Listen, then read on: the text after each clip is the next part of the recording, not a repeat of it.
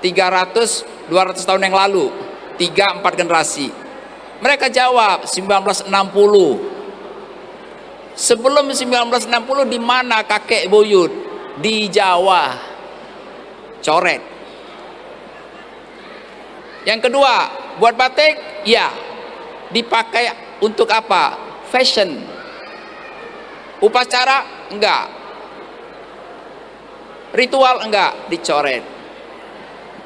Nah, yang ketiga, canting yang buat Jawa, malam yang buat Jawa. Jadi tidak satu pun batik di negara luar bisa memenuhi domain ini. Ya. 111 nominasi tahun 2009. Kelulusan batik menjadi warisan dunia mendapat nilai summa cum laude, paling banyak memenuhi kriteria budaya tak bunda. Ya, jadi urusan batik ini memang urusan yang sangat unik. Kalau keris dan wayang itu urusannya laki-laki, batik ini urusannya perempuan. Ya, kita masuk dulu. Inilah salah satu yang sangat membesarkan batik Indonesia. Ketika kami menyusun nominasi, kami membawa berkas itu. Pertama kali saya ketemu dengan almarhum Ibu Suliantoro. Saya datang, saya ngomong, Bu, tolong bantu untuk mengumpulkan semua yang terlibat batik, membaca, menambahkan, mengusulkan dari nominasi ini. Kenapa? Pada saat saya menjadi kepala museum, saya menyusun, saya dimarahi dengan Pak Menteri. Ada 2 menteri. Dia mengatakan begini, saya nggak mau nyebut namanya. Zahir, berangkatkan nominasi batik Pekalongan menjadi warisan dunia. Itu Pak. Sekarang saya bongkar. Saya jawab, Pak, batik bukan Pekalongan saja. Ada Solo, ada Jogja, ada Lasem, ada Cirebon. Saya dibentak. Kami nggak punya uang. Urus sendiri. Saya ke ruang Pak Wali. Pak Wali, kita ke Jogja, kita ke Solo. Ini pertama kali bersatunya pedalaman dan pesisiran Pak Wali. Dan Pak Wali akhirnya tidak bisa berangkat. Satu-satunya orang yang saya kenal, Ibu Suliantoro. Saya ke rumah beliau sama Pak Gora waktu itu. Gora itu orang warga negara Australia. Dia datang membawa berkas nominasi pakai printing. Apa yang dilakukan Ibu? Dia masuk ke dalam, dia ambil baju Pak dari showroom. Gora, buka bajumu. Dan kita ke Pak Prabu Kusumo. Itu perjuangan itu. Luar biasa. Dan ada yang menarik. Setelah acara ditutup, Bu, kami mau pulang. Pak Prabu Kusumo mohon izin ketemu dengan Pak Sultan Hamengkubuwono X. Beliau memberikan tanda tangan mendukung proposal pengajuan nominasi ke UNESCO dengan menitipkan satu foto ini. Seluruh dunia tunduk melihat seorang raja menandatangani nominasi itu, Pak. Tidak ada nominasi di dunia ditandatangani seorang raja, hanya batik. Hanya batik. Luar biasa, Pak. Dan sekarang di museum sana ada 3 sertifikat workshop dan kota kreatif, semua batik. Jadi Bapak Ibu jangan lupa bahwa batik kita ini levelnya bukan lokal, bukan nasional, internasional. Saya berkali-kali dijebak negara-negara tetangga. Saya disuruh pindah, disuruh ambil doktor, saya ketawa. Karena domain budaya tak benda udah memutuskan undang-undangnya, tidak akan bisa mereka diakui sebagai warisan dunia. Ya. Oke, lanjut dulu. Ini ada catatan yang saya kumpulkan selama 20 tahun. Inilah proses batik Indonesia dari membuat canting sampai membuat resep perwarnaan sintetis. Kenapa saya masukkan sintetis? Memang batik warna alam, tapi ingatlah teman-teman buat warna alam, kalau tidak dilakukan oleh pembatik menggunakan warna kimia, batik kita sudah lama punah dan hilang. Kita tidak akan bisa mengajukannya tahun 2009. Ingat, saya pelaku batik warna alam. Ya, meskipun saat ini kali terpanjang berwarna-warni di kampungnya Pak Apip, itu udah urusan lain lagi itu. Ada yang di bagian tengah di dalam materi kuliah saya, dari membuat ragam hias, pelekatan malam, pewarnaan, dan pelepasan malam. Jadi batik itu hanya 3: pelekatan, pewarnaan, dan malam. Yang di sebelah kanan, ini ngeblat, ngelowongri, ngereng-ngereng, ya, ngelorot. Kenapa saya cantumkan? Berkali-kali saya dihadapkan dengan pihak luar negeri. Ada peristiwa yang sangat menyedihkan ketika saya dijebak oleh 12 wartawan Eropa. Saya disuruh duduk, diundang, katanya diboleh jualan batik. Saya bawa batik 1 tas. Ketika saya duduk, dia tanya, "Zahir, I don't believe it batik from the sky come to the world and to Java. I think batik is from Egypt, from India." Saya diam aja. Batik Jawa. Oh enggak, kami temukan motif kawung di Egypt. Oh enggak, kami tahu ada rintang warna ada di Afrika. Saya ini mau jualan, Pak. Tapi ternyata saya dijebak karena saya salah satu penyusun nominasi itu. Saya katakan begini, oke. Ada 11 teknik rintang warna di dunia. Awal mulanya batik teknik rintang warna. Afrika menggunakan lumpur yang diayak, dikeringkan, diambil dengan cap kayu, dipindahkan pada kain, disebari dengan gergajian kayu dan dijemur, baru dicelup. Teknik rintang warna lumpur itu berubah menjadi beras ketan di Cina, dan akhirnya berubah di India dan di Jepang dengan teknik ikat yang disebut shibori dan ikat ganda. Teknik itu masuk ke Jawa, kami ubah lumpur, beras ketan, tali dengan malam. Mereka nggak mau terima. Terakhir perdebatan panjang, saya ngomong, saya arkeologi. Berdasarkan semantik linguistik, I didn't find any single word. Saya tidak menemukan satu kata pun dari Egypt, dari India, dari Cina. Semua istilah bahan di batik adalah Jawa. Mereka diam. Mereka semua diam. Bapak Ibu, jangan pernah meninggalkan istilah batik dalam bahasa Jawa. Mahasiswa saya lempar skripsinya gara-gara dia menulis judulnya pelorotan, pengetelan. Kurang ajar saya pikir. Kamu sudah mengambil hak leluhur. Yang namanya ngetel itu minyak kacang dengan air bumerang. Kamu ngetelin dengan rinso, kamu tulis dengan pengetelan. Ini generasi muda nih. Ini harta karun kita. Jangan sampai hilang. Ini barang bukti bahwa batik lahir di Jawa. Bukan Sansekerta, bukan Egypt, bukan India, bukan bahasa Cina. Ya, oke Mas, mungkin yang terakhir ya. Lanjut. Oh ya, satu lagi. Ini kita masukkan ke dalam ranah filsafat batik. Saya melihat ada 3 yang dilakukan oleh batik Indonesia sebagai tradisi lisan, kebiasaan sosial, dan kemahiran kerajinan tangan tradisional. Di dalam ilmu filsafat, kita akan menentukan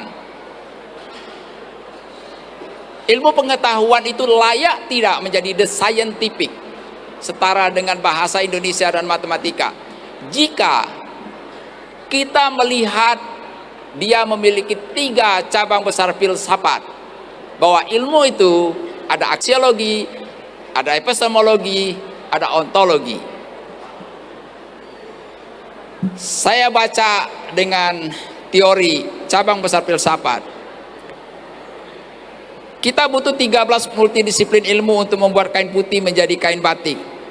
Maka penggunaan ilmu untuk bicara moral, etika, akhlak itu ada di aksiologi. Gak mungkin kalau saya membuat warna alam saya campur dengan warna kimia. Gak mungkin kalau saya membuat ragam hias tradisional itu untuk kain sarung hanya dipakai oleh para raja dan kita buat untuk taplak meja atau menjadi keset. Itu aksiologi.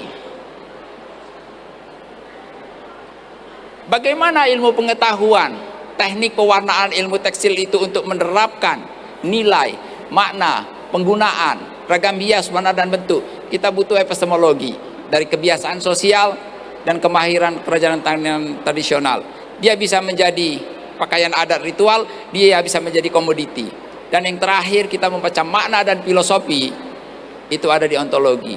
Maka saya mengusulkan dengan pemerintah, kiranya pemerintah mau mengangkat batik menjadi the scientific, ilmu pengetahuan. Kenapa saat ini hanya diberikan kepada D3? Padahal dia punya 13 multidisiplin ilmu. Harusnya dia dikaji di S2. Maka satu-satunya ilmu pengetahuan yang akan lahir dari timur, dari Jawa. Semoga saja nanti 100-200 tahun pemerintah akan mengemukuhkan batik menjadi ilmu pengetahuan Indonesia. Kita berdoa saja. Aristoteles, Socrates itu sampai 400 tahun baru berdamai. Ya. Terakhir Mas. Nah, ini barang bukti di Pekalongan 2006 tidak ada rumah sakit, tidak ada pasar Banjarsari, tidak ada hotel. Tapi setelah ada museum batik berubah industri kreatifnya seperti ini. Itu manfaat daripada batik. Ya. Lanjut yang terakhir. Terus saya sudah siapkan apa yang harus kita lakukan. 3 pilar harus kita tegakkan. Apa yang akan dilestarikan, dilindungi dan dikembangkan. Jangan sampai mengembangkan tapi tidak melindungi. Contoh, ambillah motif batik tapi tidak dibuat dengan proses batik banyak. Mengambil motif tradisional, dia melestarikan dengan teknik pembuatannya menggunakan canting dan malam, tapi tidak pada kain panjang. Jadi kalau dihitung-hitung berapa banyak dia mengembangkan, berapa banyak dia melindungi, berapa banyak dia. Karena kodrat dari budaya adalah dinamis, berkembang dan punah. Kita menahan dia bertahan lebih lama. Saya pikir itu yang terakhir. Kita lanjut ke diskusi. Ya, ini adalah kandungan dari pengetahuan dan keterampilan yang ada di batik. Nanti kita bisa diskusi di sini. Ya, mungkin itu Pak Apip. Thank you. Terima kasih. Kita berikan applause Pak Zahil. Dan sebelum saya masih tergelitik ya dengan apa yang disampaikan Pak Zahil, bahwa kalau kita ngomong batik adalah Jawa dan kalau kita ngomong batik adalah malam. Seberapa bukan seberapa penting ya, seberapa multi malam itu sampai menjadi suatu, ada unsur apa saja magicnya, kok sampai batik itu Jawa dan batik itu malam. Mungkin Pak Zahil secara ilmu aja. Apip Sakur jangan bawa ke ranah filsafat Pak. Saya tadi pagi sarapannya kurang banyak nih Pak. Ini urusan rumah tangga dibawa-bawa ke atas panggung nih Pak Apip nih. Oke, begini. Ragam hias yang sakral pada dewa-dewi Hindu kuno, Dewa Ganesha, Dewa Siwa, Dewa Durga yang kita lihat tadi, dipindahkan pada kain dan hanya dipakai oleh para raja dan putranya. Raja dan putranya, maskulin ya.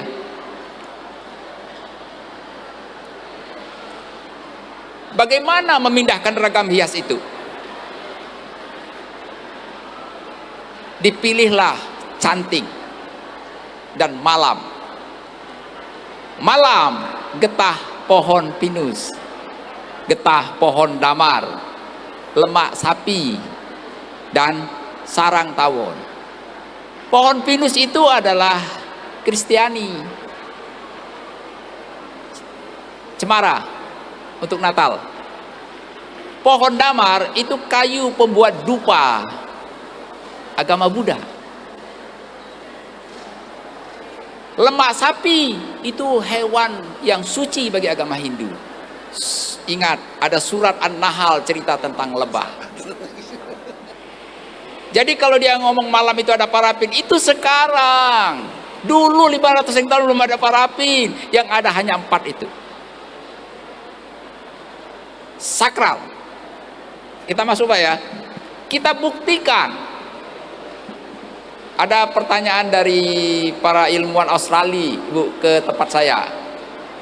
Membaca batik, sakral, mitos atau misteri.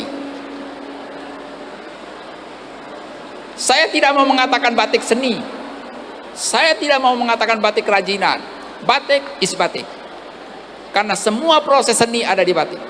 Seni suara, seni tari, seni. Butuh nada, 7 tangga nada. Batik 1 titik. Buat ragam hias, pakai pahat, buat batu, buat kayu jadi ukiran. Batik tidak bisa. Butuh malam dan butuh cantik. Jadi semua proses batik, kalau saya boleh mengatakan, penyempurna dari seni dan kerajinan. Lebih lengkap, lebih dalam, lebih luas. Ya.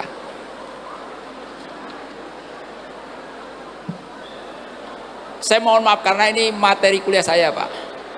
Setidaknya saya mampu memprovokasi mahasiswa kekinian agar dia bangga dan patuh dengan leluhurnya. Ya, itu Pak Pip ya. Ya, terima kasih.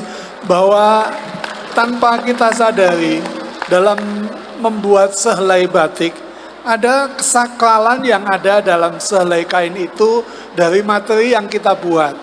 Jadi bukan hanya laku yang kita lakukan pada saat prosesnya, tapi materinya sendiri itu adalah sesuatu yang sakral, ya.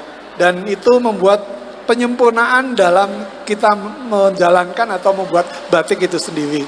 Karena saya punya keyakinan bahwa dari 2 pembicaraan ini ke depan kita harus berbangga bahwa berbatik itu bukan hanya sekedar motif atau pola atau warna dan lain sebagainya. Ada satu kesakralan dalam sehelai kain yang menempel pada tubuh kita. Dan ke depan saya selalu ngomong jangan pernah beli batik tapi ndandak ke batik. Itu kesakralan antara diri kita dengan batik yang akan kita buat. Itu menjadi suatu jelmaan hakikat hidup daripada kelangsungan hidup kita. Ya, itu nanti mungkin kita akan ada diskusi 1 semester lagi yang mendalam tentang falsafah batik atau ngaji batik nanti. Jadi pendalaman yang sampai sedemikian rupa. Jadi kepada Bapak Ibu semuanya, saya tidak menyimpulkan, tapi sedikit daripada apa yang Pak saya sampaikan, bahwa ragam hias, warna, bentuk menjadi suatu bagian dalam hasanah perbatikan di tanah air kita. Dan kalau kita ngomong batik itu adalah Jawa. Jadi manapun orang akan berbicara batik, akar rumputnya pasti lari ke Jawa. Dan kita berbangga bahwa Jogja juga telah dinobatkan sebagai kota batik dunia. Ada 7 kriteria yang memang ada di Yogyakarta ini. Saya sebagai orang Pekalongan, tadinya saya kebakaran jenggot, kota batik kok bukan Pekalongan. Tapi ternyata 7 kriteria itu ada di dalam Yogyakarta, dan ini sebagai daerah pedalaman yang menyatukan antara hakikat hidup dengan sehelai kain yang diciptakan itu sendiri. Nah, suatu ketika kita akan diskusi panjang lebar tentang babar batik atau tentang hakikat bagaimana ngaji batik itu supaya ini komoditas budaya yang membuat jelmaan hati kita menjadi lebih bahagia. Karena saya yakin batik Indonesia punya tujuan agar si pemakai menjadi mulia. Sekali lagi kita berikan aplaus kepada 2 narasumber kita. Kami tidak membebani kepada yang hadir di sini untuk mengulik batik yang sulit, enggak. Yang saat ini adalah kita lihat batik sebagai komoditas ekonomi. Tapi kalau kita punya keyakinan bahwa budaya yang mendasari ekonomi itu akan lebih kuat. Dan ini adalah saatnya kebangkitan daripada ekonomi kita yang berbasis budaya. Akan kami berikan kepada sesi pertama 3 penanya dan sesi kedua 3 penanya.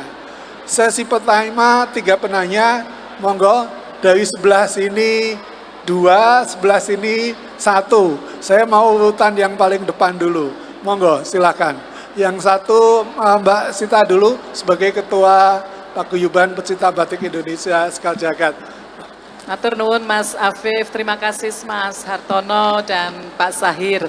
Saya ingin merespon tadi kegalauan terkait dengan pembatik itu yang sudah bisa menciptakan semua itu perlu dengan level doktor. Saya sangat sepakat dan juga sepakat bahwa batik itu Jawa. Nah, yang terpikir pada saya itu, karena saya bergelut di bidang pelestarian pusaka, pusaka itu heritage, dari zaman mungkin 30 tahun yang lalu, kegalauan saya itu adalah kita tidak belajar dari apa yang sudah berjalan di root kita. Di root kita itu ada yang namanya keempuan.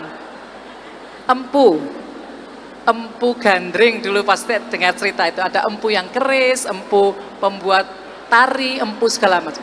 Nah, kenapa seorang yang memiliki profesi dengan level sudah empu, itu harusnya punya satu bukan sertifikat ya, tapi ada satu level dari dalam profesinya gitu. Seperti merangkai bunga di Kyoto, Ike Nobo itu 550 tahun. Semua guru di situ adalah namanya sensei, jadi profesor. Dan di sini ya guru begitu-begitu saja begitu ya. Tapi pada mereka yang memang mahir sekali kan harusnya juga punya keempuan. Di Taiwan saja mereka yang punya keempuan tadi itu mendapat subsidi dari pemerintah karena dia juga termasuk heritage-nya. Jadi manusianya itu heritage-nya. Nah, apakah Paguyuban Sekar Jagad, misalnya PPBI atau apapun organisasi tentang batik misalnya, bisakah kita melahirkan satu strata yang kita bisa sebut inilah empu batik Indonesia? Itu saya pikir yang perlu kita garap. Jadi dia levelnya mungkin malah lebih dari seorang doktor. Doktor mungkin saintifik ya, tetapi mereka yang bisa terapannya, ini selama ini memang tidak diakui oleh negara. Bahkan nanti akhirnya dia bisa menjadi seorang national heritage yang dia akan mendapatkan juga satu penghargaan dari pemerintah kita. Terima kasih. Monggo yang kedua Pak Sahir, Pak Abdul Syukur. Terima kasih Pak Habib atas waktunya. Langsung saja dan mohon maaf izinkan saya berbeda, bahwa satu ingin saya pertanyakan terkait mengenai kedudukan dari pedalaman dan pesisiran. Ada satu nilai yang sangat membedakan bahwa seolah-olah pedalaman itu bernilai, bermakna, berfilosofi, lalu kemudian pesisiran itu seolah-olah non, seperti itu.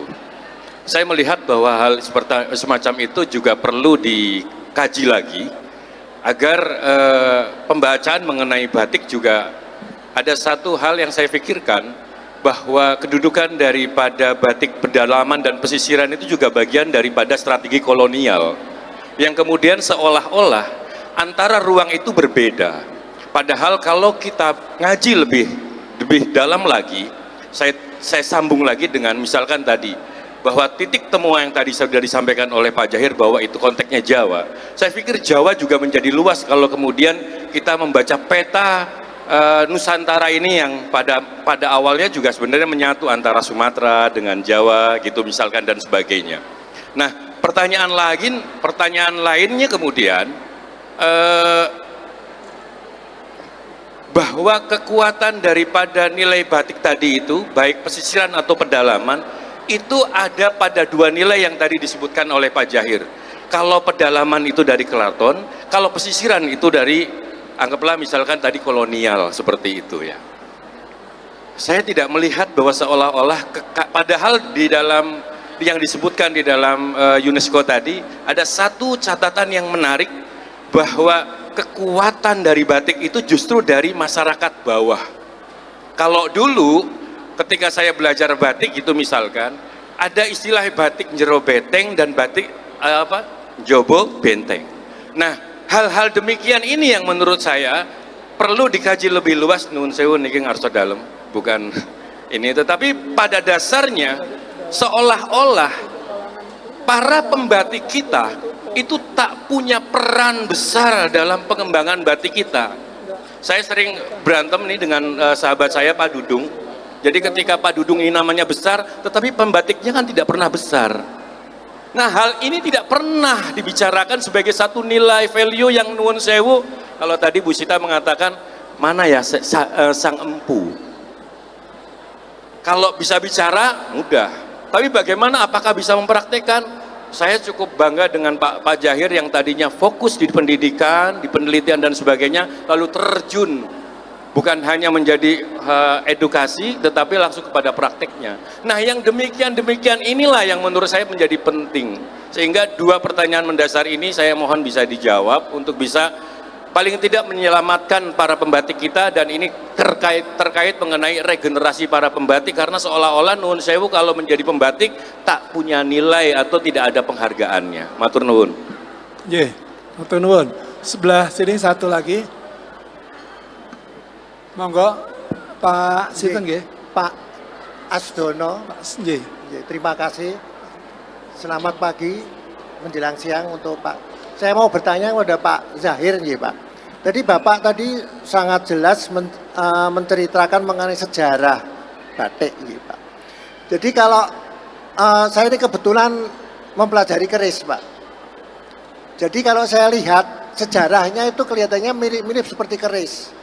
Jadi pertama kali itu tadi disampaikan itu mulai dari zamannya Singosari ya Pak ya, Majapahit dan sebagainya. Jadi abad-abad 15, 12, 5 zaman agama Hindu kemudian berkembang. Nah, dari situ tuh dilihat tadi ada foto-foto juga itu dari patung-patung dari candi dan sebagainya, yang di sana ada gambar-gambar mengenai pakaian yang digunakan, dan itu nanti tadi diceritakan menjadi inspirasi untuk jadi ke batik tadi. Dan itu mulainya dari tadi istilahnya pedalaman dari keraton. Dan kalau itu tadi kalau di keris itu disebut ada yang namanya yang di Sinengker. Tadi saya apakah batik juga di dalam keraton yang abad-abad dalam zaman kerajaan itu, apakah batik itu juga Sinengker? Jadi tidak boleh digunakan oleh di luar dari keraton. Tadi disampaikan bahwa itu untuk raja dan putra raja. Jadi itu Sinengker ya Pak ya. Jadi khusus itu spesial untuk pakaian para bangsawan. Nah dari sana kemudian itu siapa yang membuat Pak? Pertama kali yang punya ide, tadi belum disampaikan. Saya sampai sekarang juga tanya, di keris itu juga siapa sih yang kemudian kok sampai kemudian disampaikan tadi yang Bu Larina mengatakan empu tadi. Itu apakah di dalam batik juga ada empu zaman dulu itu? Jadi ada siapa tadi yang menciptakan motif-motifnya, nite dan sebagainya, dan itu semua kan floral ya Pak ya. Kebanyakan itu ya suasana di Indonesia, suasana di Jawa, ya tumbuh-tumbuhan, ya batu dan sebagainya. Itu semuanya kan inspirasinya dari sana. Nah kemudian itu nanti menjadi inspirasi untuk menciptakan motif-motif dalam batik yang sekarang kita temukan itu. Jadi itu Pak. Apakah siapa yang pertama kali punya ide untuk namanya kemudian sekarang yang namanya batik itu? Terima kasih. Monggo, ada 3 penanya dan memang karakternya berbeda, ya. Mungkin Pak Zahir bisa menjawab kalau masalah dari Mbak Sita tentang keempuan, yang kedua tentang ya kebebasan dalam berkarya antara pedalaman dan pesisiran, dan yang ketiga masalah empu sebuah karya batik itu berasal bagaimana? Mbak Sita,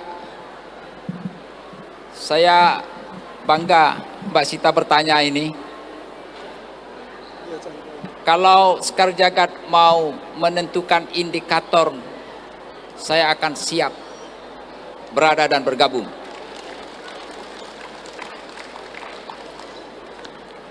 Saya katakan begini Mbak Sita, kenapa saya tidak mau menyebut batik adalah seni dan kerajinan? Cukup 2 pertanyaan. Ada gender di batik. Pekat, indigo, dan sogan. Biru pekat simbol Bapak Angkoso. Father Sky. Sogan simbol Motherland, Ibu Pertiwi. Lereng. Parang barong, parang alit, udan liris, rutak senti. Maskulin. Lunglungan, feminim. Ceplok, feminim. Geometrik, maskulin. Ada gender. Apakah ada gender di seni?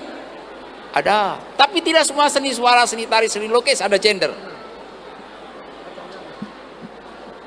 Apakah ada gender di kerajinan? Ada, tapi tidak semua. Ukir kayu, anyam, enggak. Kedua, ada 4 unsur di batik. Kita butuh tanah untuk menanam tanaman pewarna. Kita butuh air. Kita butuh api untuk ngelorot. Kita butuh angin untuk indigosol dan indigo. Apakah ada di seni? Apakah ada di kerajaan? Enggak. Maka saya melihat sakral ada 2 gender dan 4 unsur. Tidak satu pun produk. Mungkin saya salah. Tapi saya mau jadi provokator batik. Di seni dan kerajinan yang selengkap dari batik. Jadi kalau Mbak Sita mau buat, saya akan berada di garis depan. Ayo kita bangun.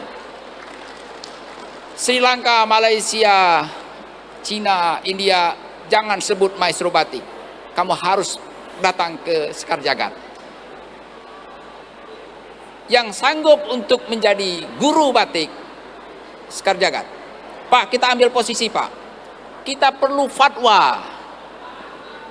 Judgment expert kita perlu. Karena sudah terlalu, aduh saya bingung dan sedih melihat batik. Ini kalau almarhum hidup dia, ya. Dul, ini sahabat saya nih Dul. Aku bicara Dul berdasarkan Convention for Safeguarding of Intangible Cultural Heritage. Yaitu 40 pasal 9 bab. Hafal Dul mata kuliahku. 5 ketentuan tadi Dul. Batik Sulu Jogja memenuhi 3 tradisi lisan, dipakai dalam upacara adat dan ritual, dan craftsmanship.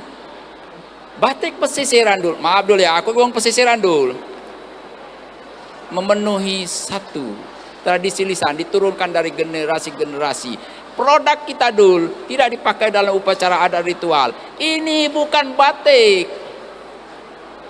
Kenapa kita sebut batik? Yang disebut batik itu peristiwa masa lalu berbentuk kain panjang dipakai dalam upacara adat ritual. Ini tidak dipakai dalam upacara adat ritual. Makanya presentasi saya di YBI 2 kali saya katakan, Prof. Rahadi segera ambil tindakan. Kenapa ini kita sebut batik?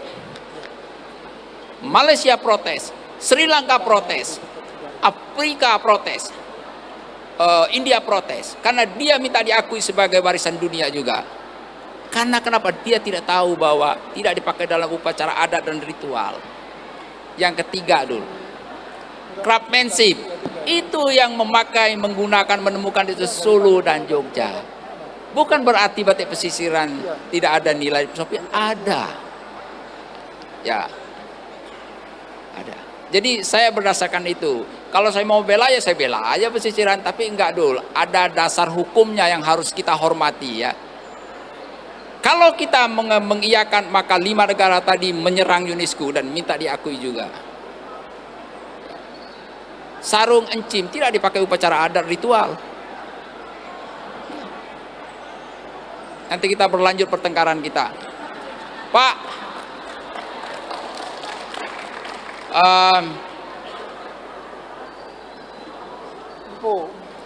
ini urusan rumah tangga Pak. Saya dengan Bayu Pak. Siapa yang menemukan kata batik? Di mana? Kapan? Urusan rumah tangga saya dengan Bayu sampai jam 3 pagi Pak bertengkar. Tetapi kami akhiri pertemuan itu pada saat azan subuh. Saya mengatakan, Bayu, kain penutup bagian bawah dari mata kaki dan pundak, bagian sakral, Ken Arok akhirnya membunuh Tunggul Ametung karena melihat betisnya Ken Dedes, Pak. Jadi sakral itu mata, kaki, dan pundak.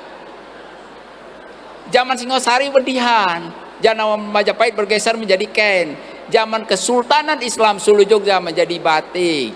Udah ketemu nih Pak, time, space, shape, udah ketemu kan Pak? Bentuknya kain panjang. Nah, zaman Kesultanan itu Pak, apakah kata batik dari Kerajaan Sulu dan Jogja, Surakarta dan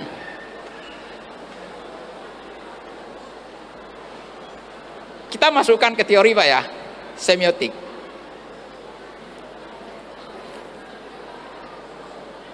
Kalau saya mengatakan pereng, McBee Elliot mengatakan pedang. Jadi saya baca buku, saya disuruh UNESCO meringkas 118 buku terbit di dunia untuk menentukan batik punya negara mana.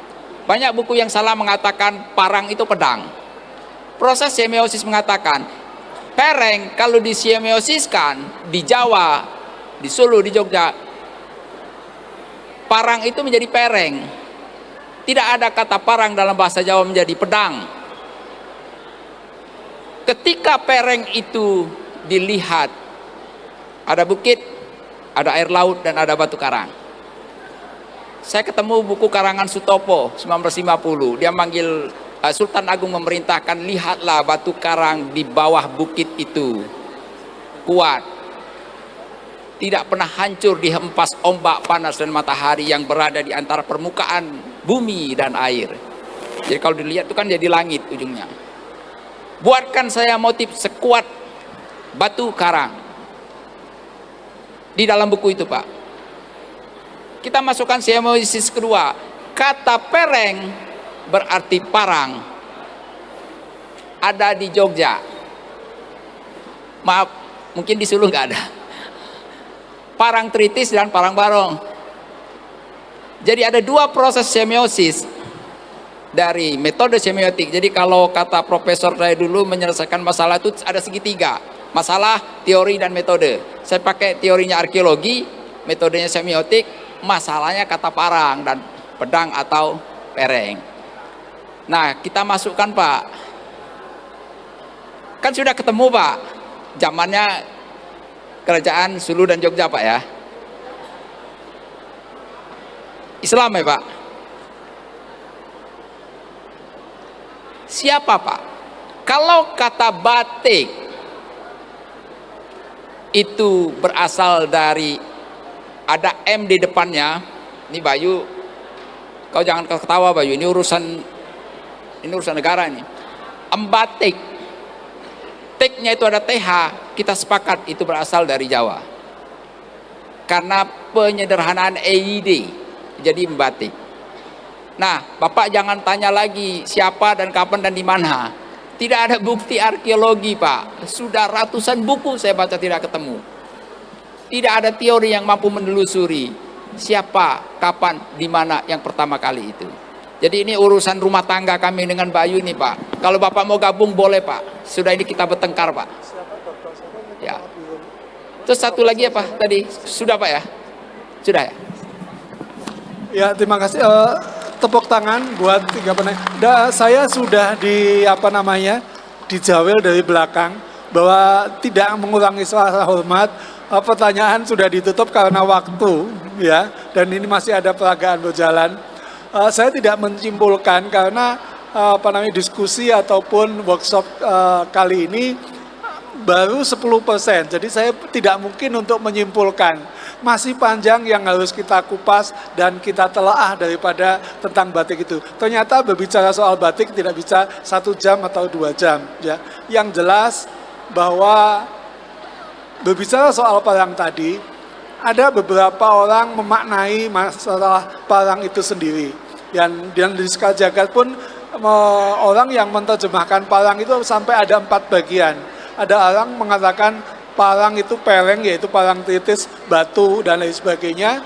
Ada juga yang mengatakan parang itu pedang, di mana itu menjadi bagian daripada kebutuhan masyarakat. Ada juga yang mengatakan parang itu bagian dari kepala burung. Yang lebih ekstrim lagi, bahwa parang itu penjelmaan daripada poleng yang artinya bagian daripada baik buruk, yin dan yang. Dan semuanya itu akan bisa dipertanggungjawabkan dan bisa kita kupas secara jauh.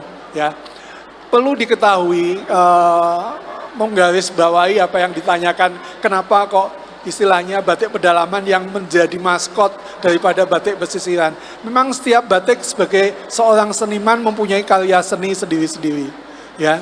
Dan biasanya orang mengoleksi batik yang bagus-bagus saja. Sebenarnya dampak daripada batik yang bagus menjadi bagian batik masyarakat, itu juga menjadi suatu bagian perkembangan seni yang ada di dalam masyarakat itu sendiri. Tapi perlu diketahui, di dalam keraton itu batik lebih tertutup, ya, dan lebih eksklusif. Banyak batik-batik yang belum bisa kita dapatkan, seperti ada batik yang untuk Labuan, yaitu batik cangkring, itu yang tidak pernah diberikan kepada masyarakat untuk membuat dan menjadi bagian itu. Jadi banyak motif-motif yang sebenarnya di dalam keraton atau pedalaman yang masyarakat luas belum bisa menikmatin. Jadi intinya kita perlu menjadi bagian daripada selai kain itu agar kita menjadi semuanya ini ke depan menjadi empu-empu batik di dalam batik-batik karya yang kita ciptakan. Jadi sekali lagi plus buat para narasumber.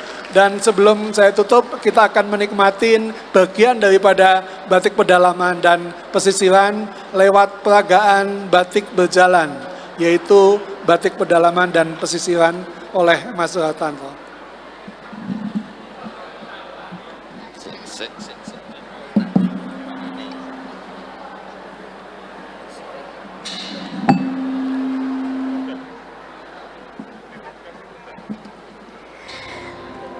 Baik.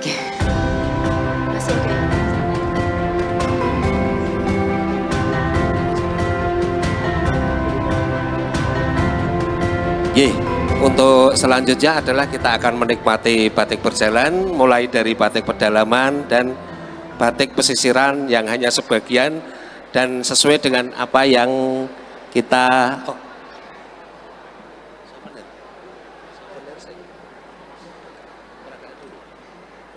Hadirin yang berbahagia, baru saja kita saksikan dan kita dengarkan bersama pemaparan dan juga bincang batik dengan tema mengupas perjalanan batik pedalaman dan pesisiran. Sekali lagi kita berikan tepuk tangan yang meriah untuk kedua narasumber kita pada kesempatan hari ini dan juga moderator kita.